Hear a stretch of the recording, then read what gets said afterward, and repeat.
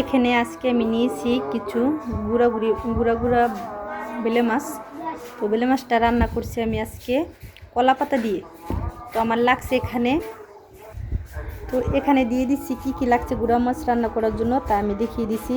এখানে দিয়ে দিচ্ছি হাফ চামচ ধনিয়ার ফাঁকি, হাফ চামচ জিরার ফাঁকি, কাঁচামরিচ কুচি, হাফ চামচ আদা রসুন বাটা, আর দিয়ে দিচ্ছি এখানে 1 টেবিল চামচ সরিষা বাটা, আর দিয়ে দিচ্ছি হাফ চামচ থেকেও কম মরিচের ফাঁকি, হাফ চামচ হলুদের ফাঁকি।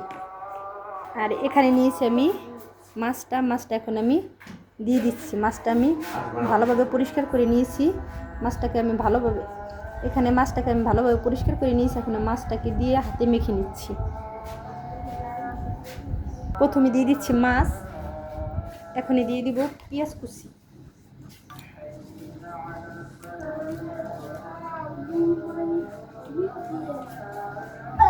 আর দিয়ে দিচ্ছি সরিষার তেল,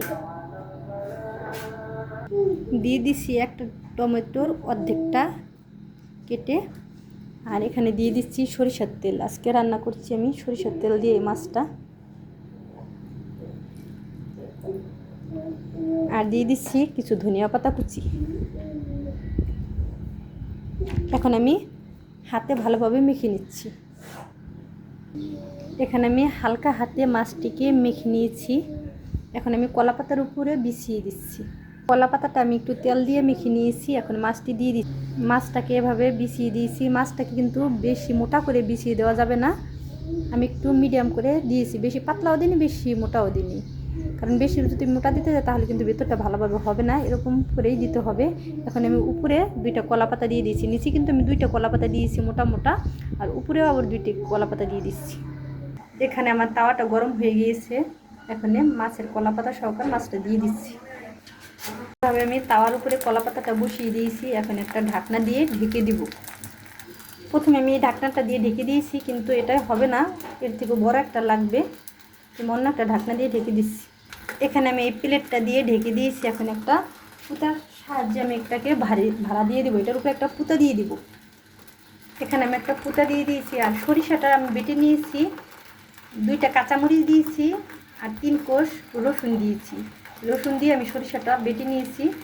এভাবে বেটে নিলে কিন্তু সরিষাটা তিতা লাগে না খেতে। আপনারা যে কোনো সরিষা দিতে পারেন, কালো, সাদা। আমি এখানে 2 রকমের সরিষা দিয়েছি। 1 টেবিল চামচ সরিষা বাটা দিয়েছি। এখানে আমি চুলার হিটটা মিডিয়ামে রেখে আমি মাছটা করে নিচ্ছি। তত টাইম আমার সঙ্গেই থাকুন। আমার রান্নাটা কমপ্লিট হয়ে গিয়েছে। ফাইনালি আমার রান্নাটা কমপ্লিট হয়ে গিয়েছে। তো এরকম করে আপনারা ট্রাই করে দেখতে পারেন যে কীরকম হয়েছে। আমার কাছে খুবই ভালো লাগে এটা খেতে। তো আপনারা চাইলে এটা ট্রাই করে দেখতে পারেন। আমার চ্যানেলটা যদি ভালো লাগে তাহলে একটা লাইক, শেয়ার, সাবস্ক্রাইব করে দিবেন। পরবর্তী ভিডিওটা যেন আমি আপনাদের কাছে পৌঁছিয়ে দিতে পারি। আমাকে ভাত দাও।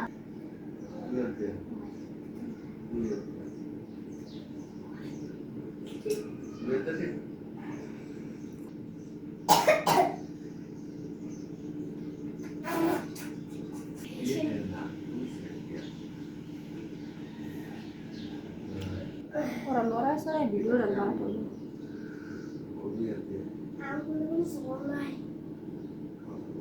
না বাবা, ছাড়ো।